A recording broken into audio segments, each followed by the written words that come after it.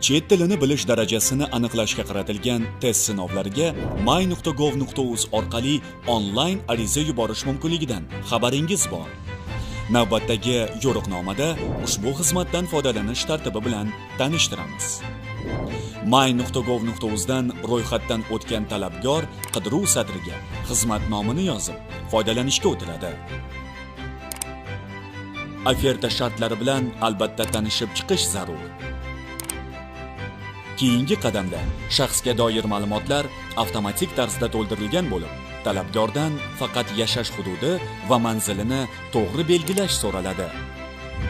Endigi jarayonda esa qaysi xorijiy tildan imtihon topshirilishi, imtihon topshiriladigan hudud va sana kiritilib, sinov darajasi ham ko'rsatiladi. Xatoliklarning oldini olish uchun ma'lumotlarni yana bir bor tekshirish barobarida qonunchiligimizda nogironligi bo'lgan shaxslar uchun 50% chegirma mavjudligini ham eslatamiz. So'ngra yuborish tugmasini bosish orqali to'lov qismiga o'tamiz. Bank orqali to'lashni ma'qul ko'rganlar kvitansiyani yuklab olishlari mumkin. Jarayonni shu yerning o'zida yakunlamoqchi bo'lganlar invoice to'lashni tanlab, qulay to'lov turidan onlayn foydalanadilar. Ustun jihati, xizmatdan my.gov.uz orqali foydalanilganida 10% chegirma mavjud.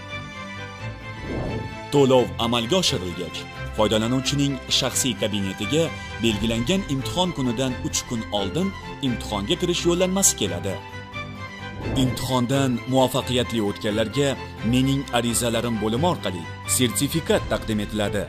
Uni yuklab oling va bir qator imtiyozlardan foydalaning.